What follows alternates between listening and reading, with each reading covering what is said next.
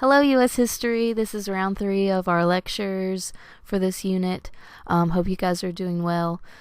This one is going to be on the U.S. Constitution, well, more so the Constitutional Convention and how we broke away from the Articles of Confederation. In the last 2 units, we saw how America fought and won the Revolutionary War. We looked at the Articles of Confederation, which was a very hasty early government with lots of weaknesses.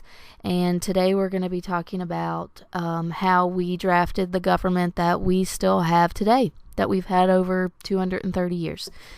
In order to understand the Constitution, you really do have to pick up with the Articles. And we mentioned that it was a very, very weak document. The structure was problematic. No power to tax, no power to solve problems. And really, as soon as it was created, there were people who realized that there were weaknesses within the Articles and that maybe it needed to be amended, maybe not done away with, but we could make some changes. So over the course of a handful of years, there were different conventions where states tried to draw representatives from across the country to look at the Articles of Confederation and fix it. One of the last meetings was held in Maryland in 1786, and that's the first slide that you guys have. It's the Annapolis Convention. The Annapolis Convention was held because of some issues that had went down between the state of Maryland and the state of Virginia. They had actually had some issues over the Potomac River and who actually owned trading rights along that river. The year before, in 1785, there was a meeting held at George Washington's house, the Mount Vernon Conference, where it was agreed that both Maryland and Virginia could use the river, but if I'm not mistaken, that Maryland could actually own it. Now, fortunately, these two states could work out their problems together because in the Articles of Confederation, the national government can't get involved. They can't solve any problems between interstate issues. And because of that, both Maryland and Virginia realized, hey, maybe this is a problem. Maybe we need a stronger government. So they tried to organize a meeting for the following year, the Annapolis Convention. But as you'll notice on your slide, only 5 states actually showed up. I know that obviously Maryland and Virginia and New York and New Jersey were there, maybe Pennsylvania, and that's it. So they realized you can't do much with 5 out of 13 states. So they had made an agreement to meet the following year in Philadelphia. They were going to hold the Philadelphia Convention. Now, before they can hold the Philadelphia Convention, some bad stuff goes down, and we talked about that in our last lecture. Daniel Shays is going to lead a rebellion against unfair taxes in Massachusetts. He holds the state hostage for 2 months because the Articles of Confederation is so weak. The national government can't really step in and resolve the issue, but enough damage has been done. Daniel Shays' rebellion is a wake-up call to the nation that the Articles need to be changed. So fortunately, since the Philadelphia Convention was already scheduled, we will see that representatives all across the country will gather together in May of 1787 at the Philadelphia Convention to look at the Articles of Confederation and figure out a way maybe to change that document, maybe make a stronger government, maybe not give a whole bunch of power to the national government because people are still afraid of that, but fix a lot of the loopholes so we don't have another Shays Rebellion on our hands. If you look at the third slide on your paper, you'll see that it actually gives you a breakdown of the people who attended this Philadelphia Convention, or now what we call the Constitutional Convention. The meeting itself kicked off on May 25th, 1787. It lasts until September 17th, 1787, so off and on over the course of, 4.5 months or so. There are 55 guys from all across the country. 12 of the 13 states send representatives. I think Rhode Island bowed out. A couple states are late. New Hampshire was late. These 55 guys, though, are all pretty much the same guy. They're all 55 generally wealthy, generally well-educated white men, a lot of seasoned politicians, some guys that have served in the Continental Congress, some guys that have been members of their state general assemblies or governors, lots of lawyers and judges and doctors and large plantation owners and what have you. You'll notice some famous people are actually missing. Thomas Jefferson was not at the Constitutional Convention. He was serving as an ambassador, a U.S. representative living in Paris. He's going to spend, I think it's around 8 years living in Paris, representing the United States. John Adams is not at the Constitutional Convention. He is a U.S. ambassador serving as a representative to Britain. He's living in London at this time. Some famous names are present. George Washington is going to be the chairman of the Constitutional Convention. He's the president, if you will. He presides over the meeting and tells people when they can talk and when the meeting starts and when it ends. If there's a tie, he can break the tie, that sort of thing. Something important we need to note about George Washington is his leadership throughout early American history. The SOLs want you to specifically know that there are 3 major times in his life when he serves as a leader. He was the commanding officer of the Continental Army, so he's our lead general during the Revolutionary War. He is the chairman of the Constitutional Convention and will preside over the formation of our government. And obviously the most famous one, he is the first president of the United States. So we need to make sure that we note he is an important early leader in American history. Some other famous names are present. Benjamin Franklin is representing the state of Pennsylvania. He is the oldest delegate in attendance, like in his late 70s, early 80s. So he's kicking it old school. We have some names that are famous to us now, but they were pretty young and fresh-faced back in the day. James Madison is going to represent the state of Virginia. He's going to be a Virginia delegate. Now, we know James Madison as the father of the Constitution. Hopefully you've heard that before. It is on the SOL, and he's going to play a very important role in the creation of this document. He comes up with plans on how our government should be structured. He writes the Bill of Rights. He studied for an entire year before we even hold the Constitutional Convention. He read ancient works like Plato's The Republic in order to make sure he had all these great ideas from the classical world and the modern world on how to create the best structure of government that would help America. And then you have Alexander Hamilton, who's representing the state of New York. He's also going to be really important with the creation of our Constitution. You'll notice that the last line asks who's missing. Now, I don't mean specific people. What I do want you to keep in mind is the type of people that are at this meeting. We have white, wealthy, landowning men. And that's it, right? So maybe, women aren't there and minorities aren't there. So African American slaves aren't represented. Native American populations aren't represented. Children aren't represented.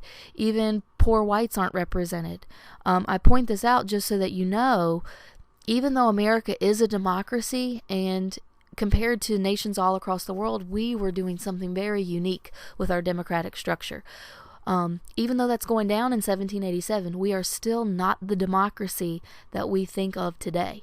In order to vote in the 1780s, you still had to be a white, landowning male, 21 years of age or older. So it's going to take several generations before that changes. So just keep that in mind. That's an ongoing trend in American history. On our next slide, you're going to notice that it talks about the Virginia plan. Now, before I start jumping into these plans, I actually cut out some of these slides to cut down on my copies.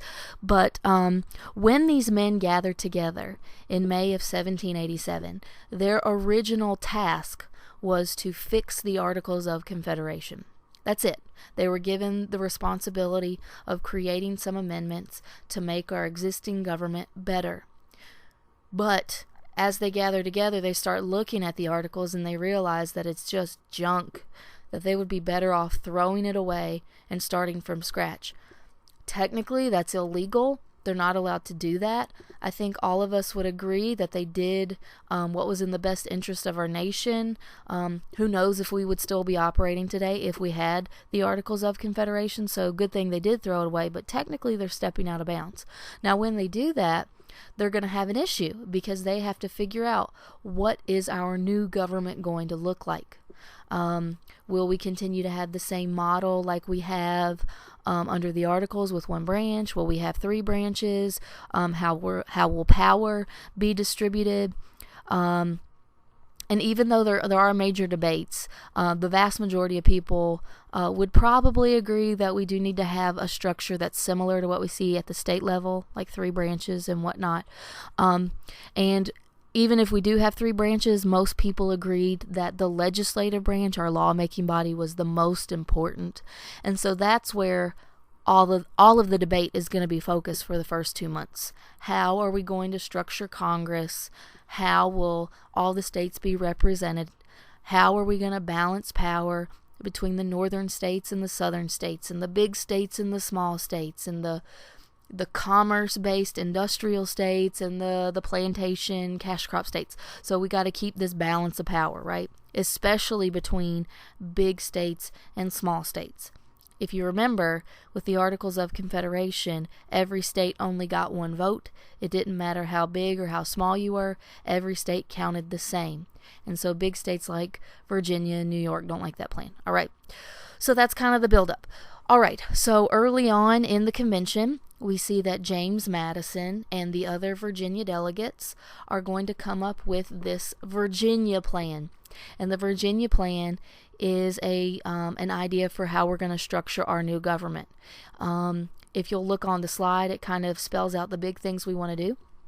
The first thing that James Madison calls for is he wants a federal system of government. If you remember when we talked about the Articles, we talked about how there are like 3 divisions of power. You can have a unitary government where one person has all the power, like we had under King George. Well, we don't want that. That was crap. Or you can have a confederate model where the states have all the power, but we saw with Shays' Rebellion that's not really going to work either. So James Madison wants to go to a federal system of government where we balance the power between the nation and the states. So some powers are reserved for the national level, some powers are reserved for the state level, but we're going to take some of that state power that we had under the Articles of Confederation and bring it up to the national level so that it can solve some of our problems. And that's what we have today. And a lot of people agreed that was probably a good way to go. So a federal system of government. The next thing James Madison calls for is he wants 3 branches of government at the national level. We already have that at the states, and it's working great. So why not bring that up to the national level? Let's have an executive leader, like a king or a president or a group of 3 to rule the country. Let's put an executive in place to enforce the laws. Obviously, we want a Congress, we want a lawmaking body, and then we need a judicial system. We need some kind of legal body to make sure that the laws that are created are being tried fairly. And so most people would agree on that too. Now, when he starts looking at Congress, though, that's when we're going to see there's some issues across the country. James Madison wants a bicameral Congress. Now, bicameral means 2 houses. Like bicycle is 2 wheels. Bicameral Congress, a 2-house Congress. So 2 congressional bodies, 2 houses. And in both of those Congresses, he wants representation based on population. And that's fancy history talk for the more people in your state, the more votes you get. So big states like Virginia and New York and Pennsylvania would have way more votes than those itty-bitty states like Rhode Island and Connecticut and New Jersey. Okay? So big states get more votes. All right, Virginia plan is presented. Obviously, the Virginians love it. The big states like New York and Pennsylvania love it. How are you thinking small states are feeling about this? They're not too happy, right? Because they see if this system is put in place, then small states have lost all of their power. The big powerhouses like Virginia and New York are going to control the national government. Little bitty states no longer exist, right? So they're up in arms and they're livid and they're complaining and they're protesting. And then eventually they come up with their own plan. So if you go to the next slide, we have the New Jersey plan. Now, the New Jersey plan was presented by the New Jersey delegates. It was written by William Patterson of New Jersey. And you'll notice that the first couple items are pretty similar to what we just saw, right? Even the small states realize that probably a federal system of government's better, so we can give some power to the nation and some power to the states. Even 3 branches of government is supported by a lot of the small states. They feel that we do need all 3 branches at the national level. Now, some of the small states, you'll notice the disclaimer, some of the small states still just want 1 branch of the government. They just want a Congress. They want to keep everything like almost exactly the same that you see in the articles. But for the sake of argument on the SOLs, it says 3 branches, so that's what we'll go with. All right, but then you'll notice everything else is completely different. And in fact, the small states want to keep Congress exactly the same way that you see it in the Articles of Confederation. They want a unicameral Congress. So unicameral means one house, like unibrow, if people only have one eyebrow, right? So unicameral Congress. And in that one congressional body, they want representation that's equal for all states. No matter how big or how small you are, every state gets the same number of votes. It could be 5 votes per state. It could be 100 votes per state. They don't care as long as each state gets the same number of votes. All right, so now we're at an impasse. Big states want more votes. Small states want equal votes. They're going to fight for like the next 2 months. A lot of states are threatening to pack up and go home. They feel that the Philadelphia Convention's a waste of time. It looks like everything's about to fall apart until this really smart guy from Connecticut comes up with a way to make everybody at least kind of happy. So if you go to the next slide, you're going to see that this dude named Roger Sherman from Connecticut is going to come up with the Connecticut Compromise, or what we'll call the Great Compromise. It's the same thing, but it's called the Great Compromise on the SOL test, and you probably remember it from your civics class. The Great Compromise took parts of the Virginia plan and parts of the New Jersey plan, and it combined it into the government that we have today. Right? So both groups want a federal system of government. Boom, that's what they get. We're going to give some power to the nation, some power to the states. Both groups, for the most part, want 3 branches of government at the national level. Boom, that's what they're going to get. We're going to get a president and a Congress and a judicial system, right? Now, when it comes to Congress, he's going to have to do some finagling to make everybody happy. But Sherman says, hey, why don't we have a bicameral Congress? Let's have 2 congressional bodies. And that way, one Congress can make big states happy, and one Congress can make small states happy. In order to make big states happy, that Congress will have representation based on population. And that's what we have with the House of Representatives today. The more people who live in your state, the more representatives you get in the House of Representatives. For example, the state of Virginia used to be really big. Now it's just kind of medium. And we have, if I'm not mistaken, 13 House of Representatives members. And then if you look at really, really big states like California, they have like 53 members of the House of Representatives because they have way more people than us. And then if you look at states that have really small populations like Wyoming, they only have 1 member to the House of Representatives. So the more people in your state, the more votes you get. And that's to make big states happy. Now, in order to make small states happy, we're going to have another Congress that has equal representation, and that's what we have with our Senate.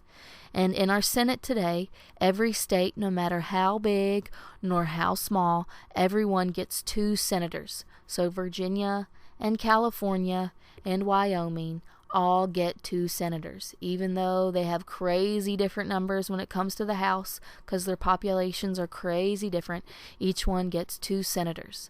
So big states are happy with the House, small states are happy with the Senate.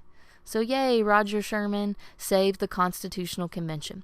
Now, more questions are going to come up because of the the congressional bodies that he created, specifically when you look at the House of Representatives and where representation is based on population, we have to figure out what people actually count towards that overall population. So that's going to lead to more compromises. So if you turn to the next slide, you'll see that the title says a bundle of compromises, and that's sometimes how the Constitution is referred to, because there were a series of compromises. Think of all the different groups and all the different interests that we have to make happy, and it's really difficult to make people, all kinds of different people happy. So there were a lot of different compromises, a lot of give and take. Now the Great Compromise was the biggest one, but like I said, the House of Representatives has representation based on population. And when we start looking at the states, we have to decide who's actually going to count towards that state's population. Specifically, I'm talking about slave populations. In the South, there were a lot of slaves, especially in states like South Carolina. I think by the time the Revolutionary War kicked off, 75% of South Carolina was slave population.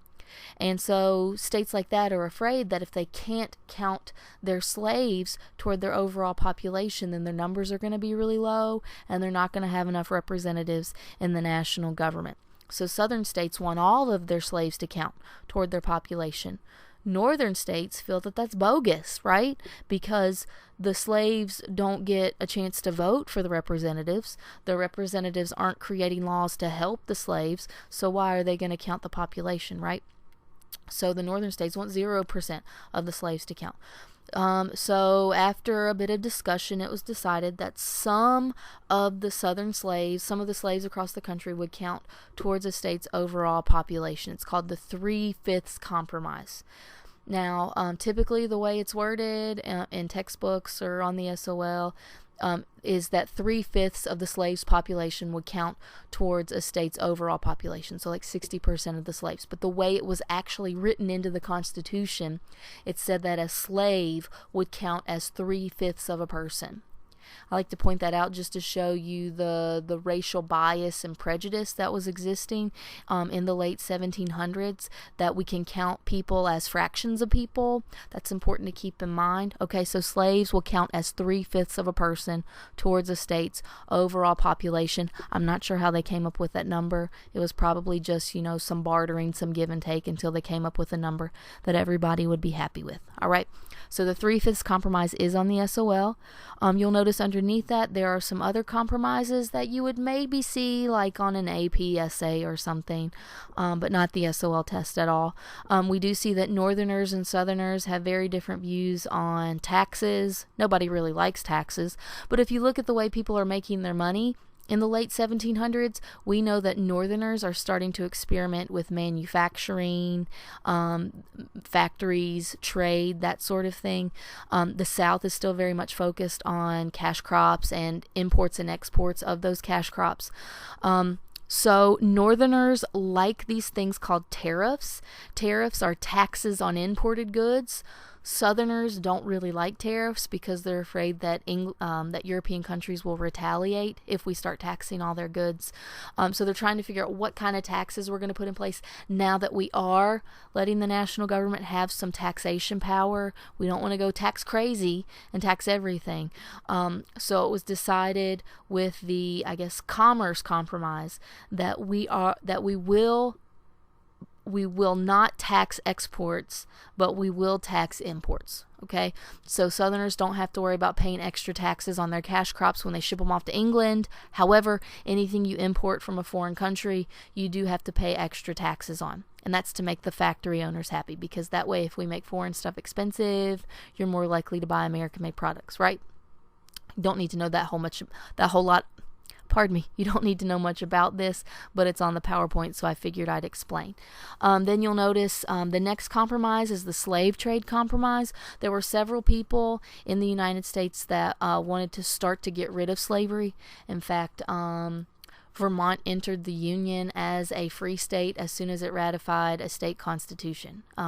So a lot of northern states are trying to figure out a way to get rid of slavery.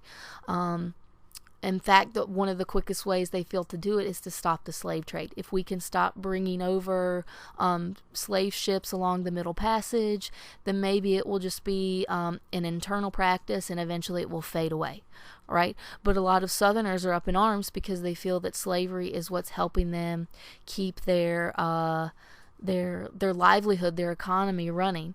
So with our slave trade compromise, it was decided that there can be no ban on slavery until the year 1807. So it's kind of like a gag rule. You can't even talk about the slave trade in Congress for the next 20 years. So it's not really much of a compromise, but they kind of addressed it a little bit. And we will see in the year 1807, as soon as it can be addressed, there will be a law that's put in place to stop the international slave trade. No more slave ships will be brought over from Africa importing new slaves. All right? Okay, so on the next slide, it says, and now the Constitution's finished, right? Well, we kind of skipped a whole lot. We didn't talk about the debates over the president. Those got real interesting. Or the debates over the Supreme Court. Probably because the Congress stuff is the juiciest part of the convention, and that's what the tests, any test that you're taking would probably focus on. But just realize that they're debating for a while. I mean, they are in Philadelphia from May to September. They got a lot of talking to do. So on September 17th, 1787, they signed this document. It's all good to go, right? It's all hunky-dory? Not quite.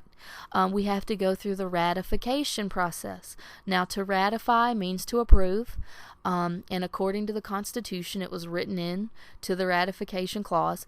9 out of the 13 states had to ratify the Constitution before it replaced the Articles of Confederation. And that sounds a lot easier than it was actually to do. It was very difficult to get 9 out of 13 states to approve. And that's because not everybody likes the Constitution. Kind of a shocker, but people felt that the Constitution gave too much power to the national government, and they were afraid that their individual rights and freedoms would be threatened by this really strong national government. So we see that the country's kind of divided into two different groups: those who love the Constitution and those who hate it. Those who love the Constitution are called Federalists. They're called Federalists because they like a strong federal or a strong national government. They feel that the Constitution gives us protection and security. It manages not only things like trade and defense, but it keeps, internal peace, and it solved our money problems, and we got 3 branches, and yada yada yada. You get the idea. They love it. You see on that slide there's some famous Federalists: Alexander Hamilton from New York, James Madison from Virginia, John Jay, who was also from New York, George Washington was a Federalist. All these people like the Constitution just the way it is. Now, the 3 names that you see listed right there are important because they are going to spend the next year writing a series of 87 essays to support the Constitution. 87 essays. So I never want to hear you complain when I make you write one. So 87 essays called the Federalist Papers, and they were published in New York newspapers throughout 1787 and 1788, trying to convince the people of the state of New York that the Constitution was a better government than what we had under the Articles of Confederation. Okay, at the same time we have all these Federalists that love the Constitution, we have this other group called the Anti-Federalists. And the Anti-Federalists are afraid that the Constitution will take away our individual rights and freedoms, that the national government is now too strong, and if we are going to have the Constitution, we have to add something. We have to add a Bill of Rights. We need to add a list of rights and freedoms to the Constitution so that we have it in writing, the things that the national government cannot take away. And some famous Anti-Federalists, you have Patrick Henry from Virginia. Thomas Jefferson was actually an Anti-Federalist. You have George Mason. If you remember, George Mason wrote the Virginia Declaration of Rights, which was the Bill of Rights for the state of Virginia. George Mason was also a Virginian Virginia delegate that went to the Constitutional Convention, and he was one of a handful of people who refused to sign the Constitution on September 17th. And he gave this big speech about how he didn't want to do it, and it didn't protect our rights, and without a Bill of Rights, it wasn't a very good document. And he's going to come home and tell the state of Virginia that we shouldn't approve it without a Bill of Rights. So this is the battle. For the next year, well, almost year, we're going to see that both sides have drawn a line in the sand, and they're going to have all these ratification debates. By the time we get to the summer of 1788, we see that 9 out of the 13 states have already ratified the Constitution, but there's 2 big holdouts. In July of 1788, Virginia, which is the largest state in the country, and New York, which is the second largest state in the country, are 2 of a handful of states that have still not ratified this document. Well, you can get every state on board that you want, but if you don't have Virginia and you don't have New York, it ain't happening. And so that's why things like the Federalist Papers that were written for the state of New York are so important, because the Federalists knew that without those big states, it wasn't going to happen. All right. Well, Virginia will ratify. They will be the 10th.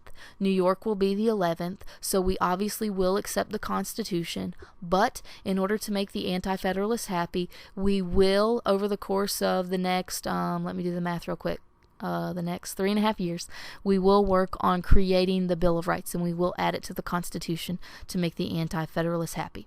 If you go to the next slide, I kind of already told you all about all that, so I don't want to get into it again. I know you don't want to listen to it again. But toward the bottom, you'll notice that it says Bill of Rights. Yay!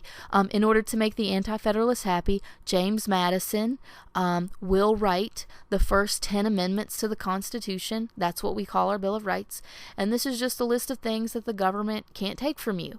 I would say the most important one is probably the First Amendment. That's the one that would probably be pointed out on a test, because it includes 5 freedoms in it, right? Freedom of speech, freedom of religion, freedom of the press, freedom to assemble, freedom. It's like 9 o'clock, and I've been doing this forever, so I can't think of the 5th one. Please don't judge me. But we have all these freedoms that can't be taken away. If you look above James Madison's name, you'll see that there are the 2 Virginia laws that we mentioned in the last lecture that are going to influence Madison when he writes the National Bill of Rights. We have George Mason's Virginia Declaration of Rights, which was the Bill of Rights for the state of Virginia. So Madison's going to kind of borrow Mason's model and put it at the national level. And then we have Thomas Jefferson's Virginia Statute of Religious Freedom, which outlawed having an official church, and it kind of created this idea of separation of church and state. And we're going to see that that law is also placed in the Bill of Rights. It's going to be one of our First Amendment freedoms. So lots of Virginians involved with this Bill of Rights. All right, so that is a very quick recap of the Constitutional Convention. It probably didn't feel quick. I'm not going to lie, it didn't feel quick when I was talking either. But those are the highlights of the Virginia plan and the New Jersey plan and the Great Compromise and all the other compromises, and the people who love it, the Federalists, and the people who hate it, the Anti-Federalists. So if you pick up on the highlights, you're good to go. See you guys soon. Hope you're doing well. Bye.